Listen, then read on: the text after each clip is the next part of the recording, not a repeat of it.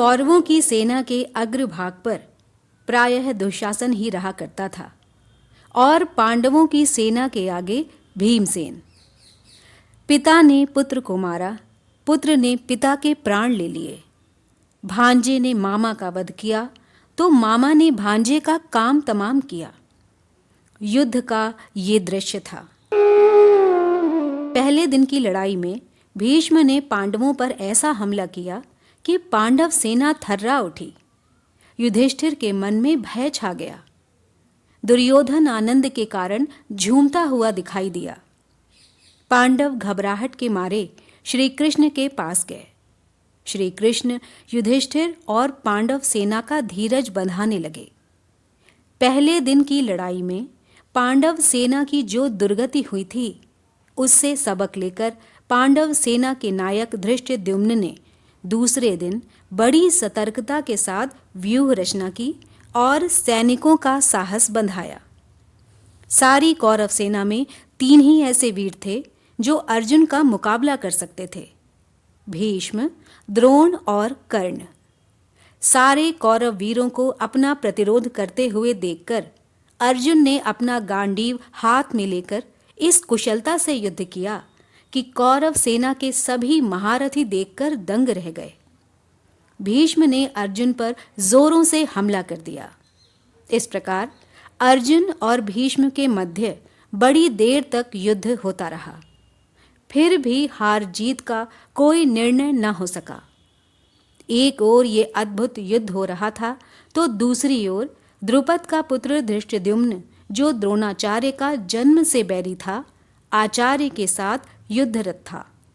सात्यकी द्वारा छोड़े गए एक बाण ने भीष्म के सारथी को मार गिराया।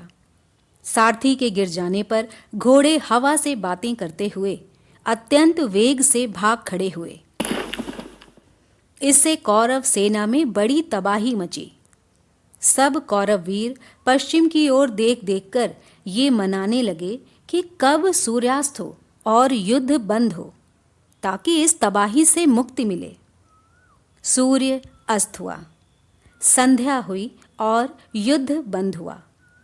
पहले दिन की लड़ाई के बाद पांडवों में जो आतंक छाया हुआ था, वह दूसरे दिन के युद्ध का अंत होने के बाद कौरवों के मन पर छा गया। तीसरे दिन दोनों सेनाओं की व्यूह रचना हो जाने के बाद दोनों पक्ष पुनः युद्धरत हुए और एक दूसरे पर हमला करने लगे। भीमसेन द्वारा चलाए गए एक बाण से दुर्योधन जोर का धक्का खाकर बेहोश हो गया और रथ पर गिर पड़ा। ये देखकर उसके सारथी ने सोचा कि दुर्योधन को लड़ाई के मैदान से हटा लिया जाए, जिससे कौरव सेना को दुर्योधन के मूर्छित होने का पता न चले।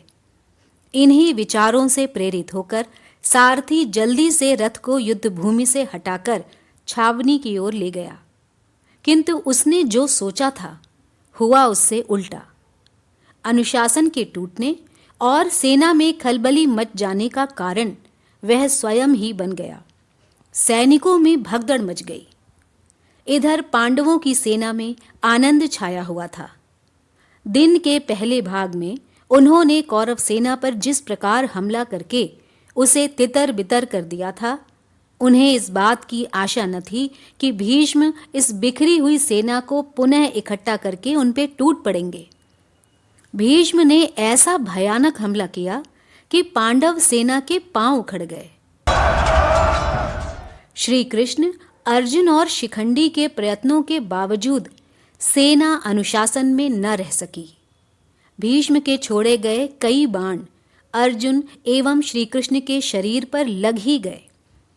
इस पर श्री कृष्ण को असीम क्रोध आया। उनसे रहा न गया। उन्होंने स्वयं भीष्म को मारने की ठानी। अर्जुन ये देखकर सन्न रह गया। उसने सोचा कि ये तो बड़ा अनर्थ हो जाएगा। वह रथ से उतरा और श्री कृष्ण के पीछे भागा। अर्जुन के आग्रह करने पर श्री कृष्ण वापस लौट पुनः अर्जुन का रथ हाँकने लगे। श्री कृष्ण के इस कार्य से अर्जुन उत्तेजित हो उठा और कौरव सेना पर वज्र के समान गिरा। शाम होते होते कौरव सेना बड़ी बुरी तरह हार गई। थकी हारी सेना मशालों की रोशनी में अपने शिविरों को वापस लौट चली।